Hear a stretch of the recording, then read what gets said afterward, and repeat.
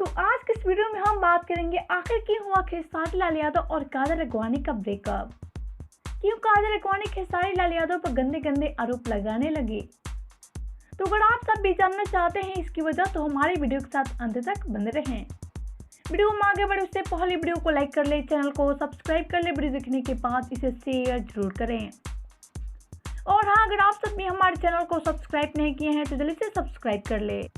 तो चलिए वीडियो में आगे बढ़ते हैं, आप सभी को बताते हैं कि आखिर क्यों हुआ खेसारी लाल यादव और काजल अगवानी का ब्रेकअप। तो जैसा कि आप सभी जानते हैं खेसारी और काजल की जोड़ी नंबर 1 जोड़ी मानी जाती है और इनकी जोड़ी दिखने के लिए फैंस काफी ज्यादा एक्साइटेड भी रहते हैं। और जिस फिल्म में ये दोनों नजर आते हैं उस फिल्म को पहले से सुपर डुपर हिट मान लिया जाता है। लेकिन ये तो रही इन दोनों की हिट जोड़ी, लेकिन हम यहाँ बात कर रहे हैं कि आखिर क्यों हुआ खेसारी और काजल का ब्रेकअप।